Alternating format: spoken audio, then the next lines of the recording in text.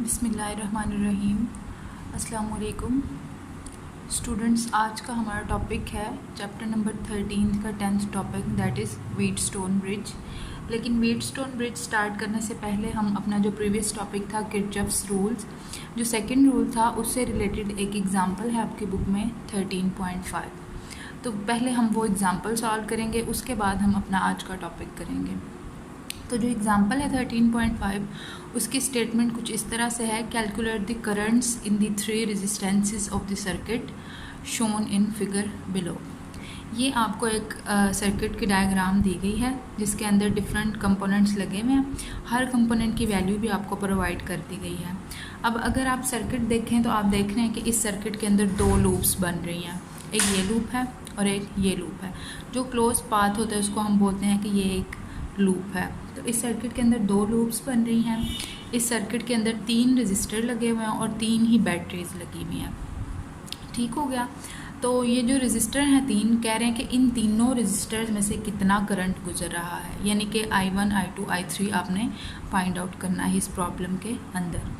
तो जो Kirchhoff second rule था वो वोल्टेज से रिलेटेड था, और हम क्या करते हैं कि वोल्टेज की इक्वेशन लिखते हैं किसी भी लूप को देख के। तो जो पहला स्टेप है वो हम क्या करते हैं, पहले हम करंट की डायरेक्शन सेलेक्ट कर लेते हैं। ये हमने एंड पे जो था टॉपिक के कुछ रूल्स पढ़े हमने कि उसमें से एक रूल ये था कि अगर आपने करंट की डायरेक्शन एक लूप के अंदर क्लॉकवाइज रखनी है तो दूसरी लूप के अंदर भी आप क्लॉकवाइज ही रखेंगे। अगर एक के अंदर आपने एंटी क्लॉकवाइज रखनी है तो दूसरी लूप के अंदर भी आप उसको एंटी क्लॉकवाइज करंट की डायरेक्शन ही लेंगे। तो ये जो हमारी प्रॉब्लम है, इस प्रॉब्लम के अंदर हम क्या करेंगे, दोनों लूप्स के अंदर करंट की क्लॉकवाइज डायरेक्शन ले रहे हैं। हाँ जी स्टूडेंट्स, तो अब इस क्लॉकवाइज डायरेक्शन को मद्देनज़र रखते हुए हम दोनों लूप्स यानी ABCDA, एक लूप ये बनती है और दूसरी लूप है EDCFE, इस लूप के अंदर हम दोनों के अंदर किरचॉफ सेकंड रूल अप्लाई करेंगे और करंट्स की वैल्यूज़ जो हैं वो फाइंड आउट करेंगे। तो सोल्यूशन की तरफ आते हैं। Kirchhoff second rule for loop ABCDA। अब लूप ABCDA जो आपको नज़र आ रही है उसके अकॉर्डिंग अगर आप चलें, करंट की स्टूडेंट्स अगर ये डायरेक्शन हो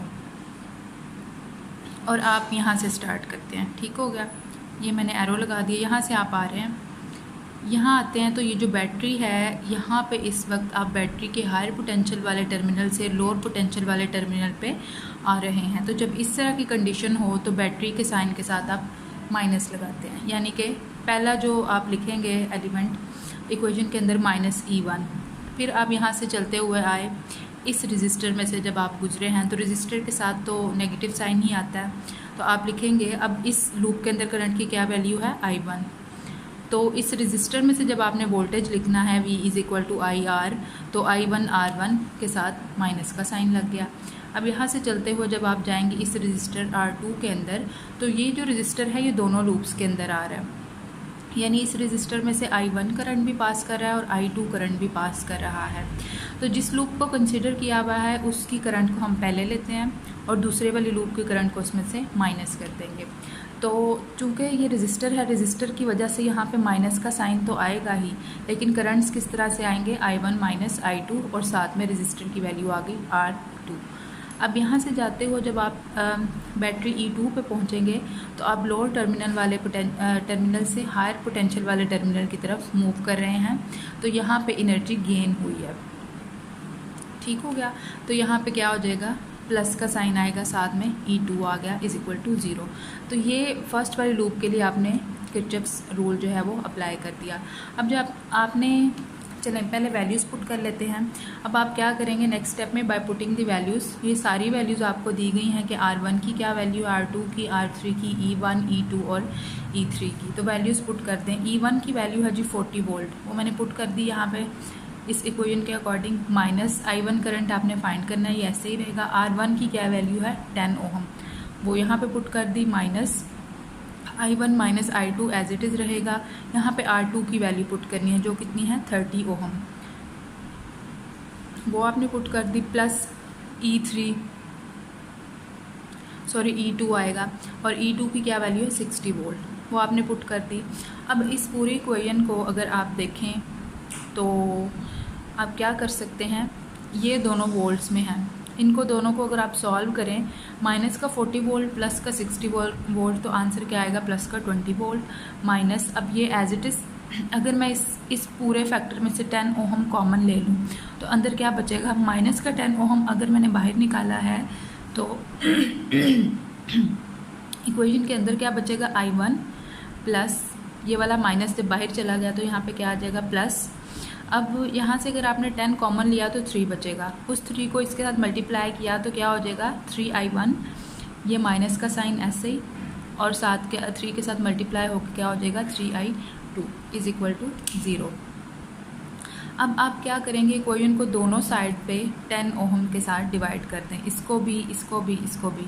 ये तो वैसे ही 0 हो जाएगा, ये 10 ओहम इसके साथ कैंसिल हो गया, ये 10 इसके साथ कैंसिल हो गया, यहाँ पे हो गया 2 और साथ में आ जाएगा वोल्ट पर ओहम।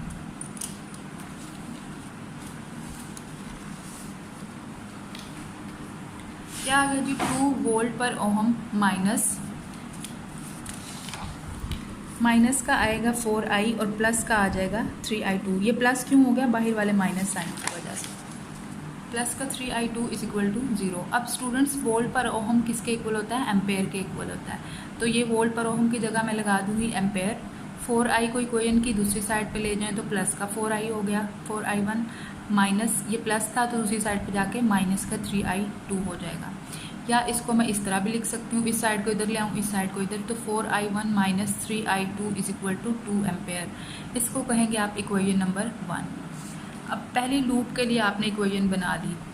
नेक्स्ट स्टेप क्या होगा, आपने जो सेकंड लूप थी EBCFE, उस लूप के ऊपर आपने जो है किरचॉफ्स लॉ अप्लाई करना है।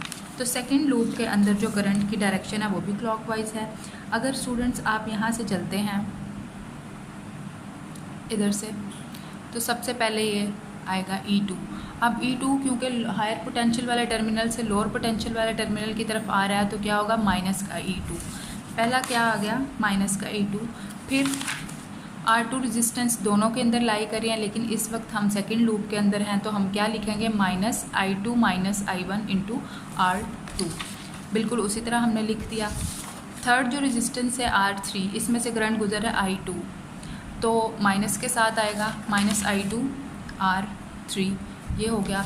और जो बैटरी है, अब आप लोअर पोटेंशियल से हायर पोटेंशियल वाले टर्मिनल की तरफ जा रहे हैं तो यहाँ पे बैटरी के साथ कौन सा साइन आएगा, प्लस का साइन आएगा। चलें जी, इक्वेशन होगी कंप्लीट हमारी, इज़ इक्वल टू 0 कर दिया इसको। अब नेक्स्ट आपने क्या करना है, वैल्यूज़ पुट करनी है। E2 बैटरी की वैल्यू थी 60 वोल्ट, R2 रजिस्टर था 30 ओम का, R3 रजिस्टर था 15 ओम का, और E3 जो बैटरी थी वो थी 50 वोल्ट की, इज़ इक्वल टू 0। अच्छा जी, अब इस इक्वेशन को सॉल्व करना है आपने। आप क्या करेंगे, 60 माइनस का 60 वोल्ट और प्लस का 50 वोल्ट मिलके क्या हो जाएगा माइनस का 10 वोल्ट, ठीक है। अब आपने क्या करना है, इस वाले पूरे फैक्टर में से माइनस 15 कॉमन ले लें। जब आप माइनस 15 कॉमन लेंगे तो अंदर क्या बचेगा, ये जो 30 है इसमें से 50 बाहर निकाल दिया तो इधर क्या बचेगा 2। अब उस 2 ने इन दोनों के साथ मल्टीप्लाई होना है, ठीक है जी। तो मैं क्या करूँगी, मैंने लिखा माइनस का 15 ओम कॉमन ले लिया। ये वाला जो करंट है ये पहले लिख लेंगे I2, माइनस साइन की जगह प्लस आएगा क्योंकि माइनस आपने कॉमन ले लिया हुआ है, तो प्लस का I2 आ गया प्लस। अब ये वाले दोनों आएंगे, 2 के साथ मल्टीप्लाई होकर 2I2 minus 2I1 is equal to 0।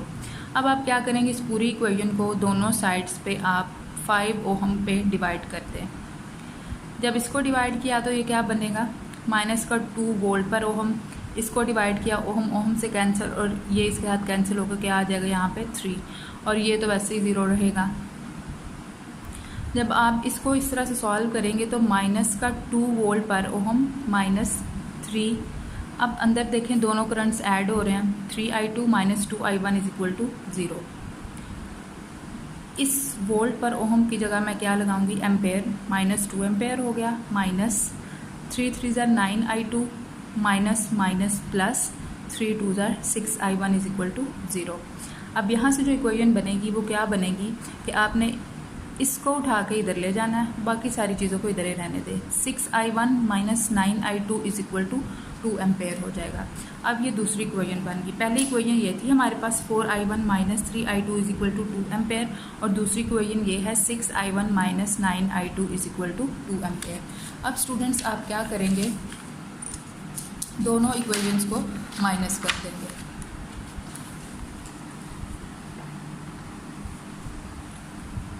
Second वाली इक्वेशन में से मैंने फर्स्ट वाली इक्वेशन को सब्ट्रैक्ट किया है, तो ये जो साइड थी हमारे पास लेफ्ट हैंड साइड ये पूरी होगी कैंसिल, क्योंकि 2 एम्पेयर में से 2 एम्पेयर माइनस किया तो 0 आएगा। अब इस साइड को देख ले, 6 माइनस 4 2i1 माइनस का 9i2 प्लस का 3i2 माइनस का 6i2 हो जाएगा। तो अब आप क्या करें, दोनों साइड्स पे इस इक्वेशन को 2 पे डिवाइड कर दें, तो आपके पास क्या आ जाएगा 2 3 6, यानी कि i1 minus 3i2 is equal to 0। यहाँ से आपके पास क्या आया, i1 is equal to 3i2 के इक्वल, यानी कि i1 की वैल्यू आपने निकाल ली कि ये किसके इक्वल होगी 3i2। अब ये वाली जो i1 की वैल्यू है ये उठा के आप इक्वेशन 1 या 2 दोनों में से किसी एक में पुट कर देंगे, तो आपके पास किसी एक करंट की वैल्यू निकल आएगी। Now put the value of i1 in equation 1। Equation 1 जो थी वो 4i1 minus 3i2 is equal to 2 ampere थी, तो मैंने i1 की जगह उसकी वैल्यू 3i2 पुट कर दी। 4 3 12i2 minus 3i2 is equal to 2 ampere हो गया। यहाँ से 12 माइनस 3 इज इक्वल टू 9, तो 9i2 is equal to 2 ampere. तो 9 को इधर ले आएँ, i2 करंट की वैल्यू निकल आई आपके पास 2/9 एम्पेयर्स। अब i2 की ये वाली वैल्यू इधर पुट करें तो i1 की भी वैल्यू निकल आएगी, यानी i1 is equal to 3i2 था। 3 और i2 की जगह i2 की वैल्यू पुट की, तो आपके पास i1 की जो वैल्यू आई है वो क्या आई है, i1 is equal to 2/3 ampere. अच्छा, अब जो हमारा टास्क था कि तीनों रजिस्टर्स में से गुजरने वाला करंट आपने फाइंड करना था। So current through R1 is equal to i1 जो कि 2/3 एम्पेयर है, डिवाइड कर लें 0.66 एम्पेयर बनेगा। अब इसकी डायरेक्शन कौन सी होगी जी, जो आपके पास लूप थी डायरेक्शन मैंने साथ लिख दिया कि A टू D होगी, यानी A से D की तरफ होगी इसकी डायरेक्शन। ठीक हो गया। i1 करंट की डायरेक्शन क्या होगी, फ्रॉम A टू D। दूसरा जो है करंट थ्रू रजिस्टर R2, वो क्या होगा, अब रजिस्टर R2 जो है ये सर्किट के दरमियान में लगा हुआ, यानी दोनों लूप्स में आ रहा है, इसमें से i1 भी गुजर रही है और i2 भी। तो आप क्या करेंगे, जो बड़े वाली करंट है उसमें से छोटे वाले करंट को माइनस करेंगे तो R2 में से गुजरने वाला करंट निकल आएगा। तो दोनों करंट्स आपने निकाले में एक की वैल्यू आई थी 2/3 और दूसरी की आई थी 2/9। अब 2/3 वाली बड़ी है वैल्यू, तो आप 2/3 में से 2/9 को माइनस करें, तो जो सेकंड रजिस्टर है उसमें से गुजरने वाला करंट जो है आपके पास आ गया 0.44 एम्पेयर, और इसकी डायरेक्शन है C टू B, यानी C टू B इस तरफ को होगा इस करंट की डायरेक्शन। अब जो थर्ड करंट है थ्रू रजिस्टर R3, इसमें से गुजरने वाला करंट जो है उसको आपने इस लूप वाले करंट को I2 लिया था, और I2 की वैल्यू आपने निकाली हुई है 2/9 एम्पेयर। तो इसको जब आप करेंगे डिवाइड तो ये हो जाएगा 0.22 एम्पेयर, और इसकी डायरेक्शन क्या होगी, फ्रॉम F टू E, यानी F टू E इसमें से गुजरने वाली करंट की डायरेक्शन ये होगी I2।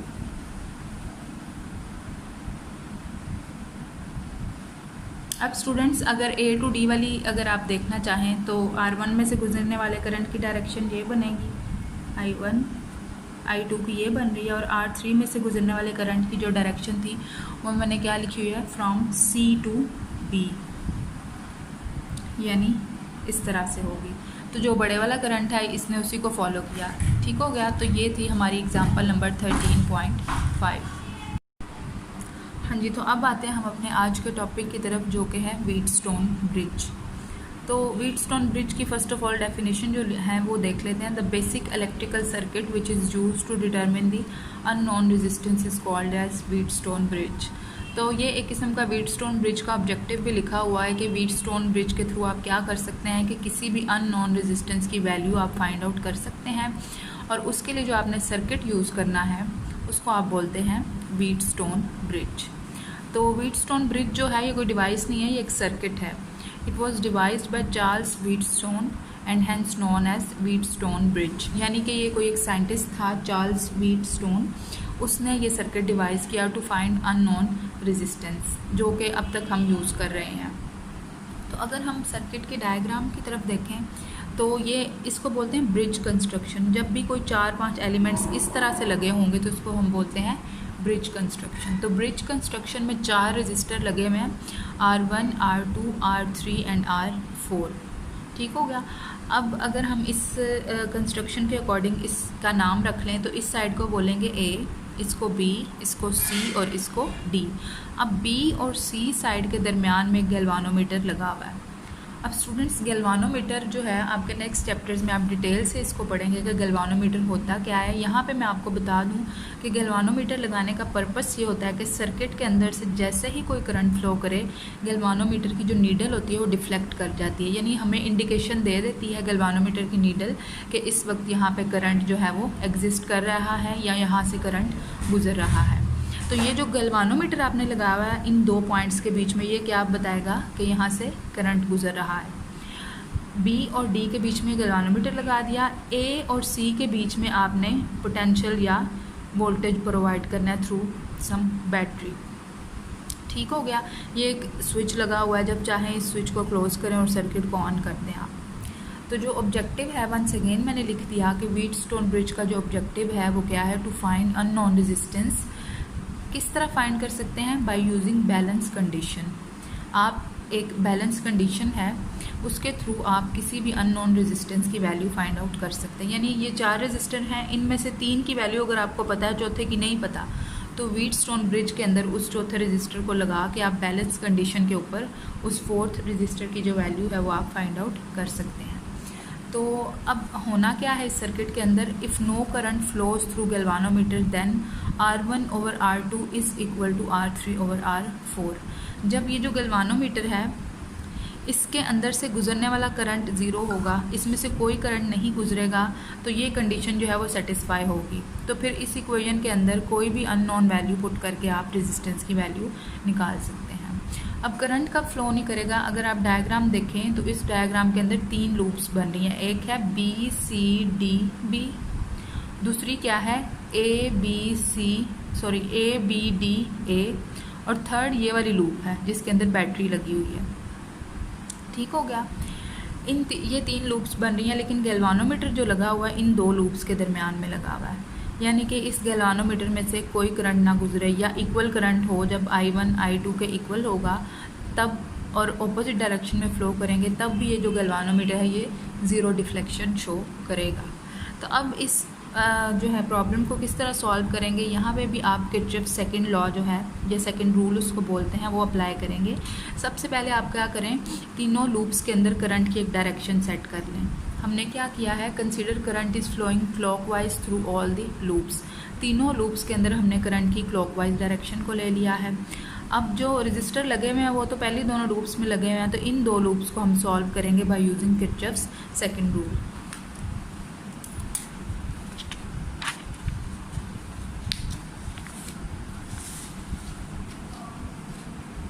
हाँ जी, जो वर्किंग है, वर्किंग के अंदर आप लिखें apply Kirchhoff second rule on loop ABDA। ABDA loop कौन सी है स्टूडेंट्स? ये वाली लूप है ABDA। इसके अंदर करंट I1 है जिसकी डायरेक्शन आपने ली हुई है क्लॉकवाइज। अब ज़रा इस लूप के ऊपर आप लगाएं किरचॉफ्स रूल और इक्वेशन लिखें। आप स्टार्ट हुए A से, करंट की डायरेक्शन अपवर्ड है यानी इस तरफ को जा रहा है करंट। तो पहले करंट कहाँ से गुजरा? R1 में से। यहाँ आप कैसे लिखेंगे वोल्टेज को? -I1 R1, क्योंकि रजिस्टर जहाँ भी लगेगा वहाँ पे माइनस का साइन आएगा। ठीक हो गया। यहाँ से आप गुजर गए, B पे चले गए, उसके बाद अब आपने यहाँ नीचे आना है, इस गैल्वानोमीटर में से गुजरना है। ये गैल्वानोमीटर दोनों लूप्स के बीच में आ रहा है, इसमें से करंट I1 भी गुजर रहा है और I2 भी। तो कैसे लिखेंगे आप इसको? और गैल्वानोमीटर की जो रेजिस्टेंस है उसको RG से रिप्रेजेंट किया हुआ है। आप लिखेंगे जी माइनस, किस लूप में है आप? I1 वाले में से। तो पहले वाले जो लूप आपने लिया हुआ है उसमें करंट I1 है, तो आप I1 माइनस I2 करेंगे और साथ में गैल्वानोमीटर की रेजिस्टेंस लगा दी। ठीक हो गया। अब यहाँ से आप गुजर गए, अब आए नीचे, आप इस रजिस्टर R3 में से आपने गुजरना है। अब ये जो रजिस्टर R3 है ये ऊपर वाली लूप में भी आ रहा है और नीचे वाली लूप में भी आ रहा है। इस रजिस्टर के थ्रू I1 करंट इस तरफ को जा रहा है और I3 करंट इस तरफ को जा रहा है। तो इस रजिस्टर के लिए इक्वेशन में हम किस तरह से लिखेंगे, minus I1 minus I3 into R3। तो ये हमने पहली लूप यानी ABDA के लिए इक्वेशन कंप्लीट की, जो कि क्या है, minus I1 R1 minus I1 minus I2 into RG minus I1 minus I3 into R3 is equal to 0। अब जी सिमिलरली आप क्या करेंगे, अप्लाई करेंगे Kirchhoff second rule on loop BCDB के ऊपर। तो ज़रा इसके अंदर जब आप देखें तो करंट इस तरफ को जा रहा है।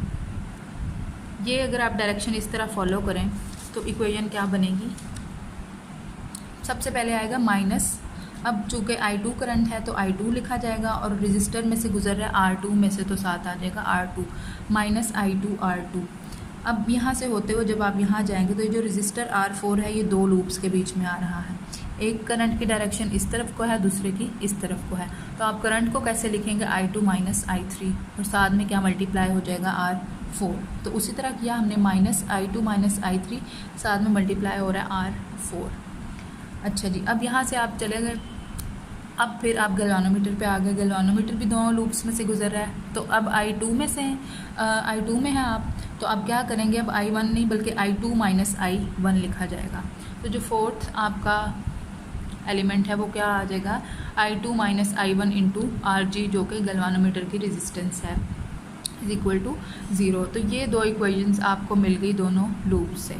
अब हमने क्या कहा था कि अब जो चारों रेजिस्टेंसेस की रेशो है यानी R1 over R2 is equal to R3 over R4, ये कब ये वाली इक्वेशन हम अडॉप्ट कर सकते हैं या पिक कर सकते हैं, तब जब गैल्वानोमीटर जो होगा वो बैलेंस्ड कंडीशन में होगा। और बैलेंस्ड कंडीशन क्या है, यानी दोनों करंट्स क्या हों, इक्वल, यानी I1 minus I2 is equal to 0 हो या I1 इज़ इक्वल टू हो I2 के। जब आप I1 is equal to I2 put करेंगे तो आप देखें ज़रा इन इक्वेशंस के साथ क्या होगा, जब ये दोनों इक्वल हैं तो ये तो कैंसिल हो गया। इसी तरह यहाँ पे क्या हो जाएगा, ये कैंसिल हो जाएगा। ये दोनों चीज़ें जब ख़त्म हुई तो इक्वेशन 1 और 2 जो हैं वो रिड्यूस होकर क्या बन जाएंगी, इक्वेशन 1 आपके पास रह जाएगी माइनस I1 R1 और साथ ये वाला फैक्टर आ गया। ये इक्वेशन 1 को हमने अब दे दिया इक्वेशन 3 का नाम, और जो इक्वेशन 2 थी ये वाला फैक्टर ख़त्म हो गया और रिड्यूस होके इस फॉर्म में आ जाएगी, minus I2 R2 minus I2 minus I3 into R4 is equal to 0। अब जो बैलेंस कंडीशन के according I1 is equal to I2 है, तो आप क्या करें, किसी भी एक इक्वेशन के अंदर या तो I1 को I2 के इक्वल पुट कर दें या I2 को I1 के इक्वल पुट कर दें। तो मैं क्या करूँगी, put I1 is equal to I2 in equation 3। इस इक्वेशन 3 में सारी करंट्स I1 को मैंने क्या कर दिया I2, तो क्या बन जाएगी इक्वेशन 3, यानी इसकी जगह I2 लग गया, I2 R1 माइनस I1 की जगह I2 लग गया, I2 minus I3 into R3 is equal to 0। अब इसको मैंने नाम दे दिया इक्वेशन नंबर 5 का। अब स्टूडेंट्स आप क्या करेंगे, इस इक्वेशन 5 को ऊपर रखें और इक्वेशन 4 को नीचे, इन दोनों को डिवाइड कर दें। लेकिन पहले आपने इक्वेशंस को एडजस्ट कर लेना है। एडजस्ट करके इक्वेशंस क्या बन जाएंगी, इक्वेशन जो 5 है इसको एडजस्ट किया तो ये बन जाएगी minus I2 R1 is equal to, ये आपने टर्म सिर्फ उठा के इधर लेके जानी है, यानी I2 minus I3 into R3।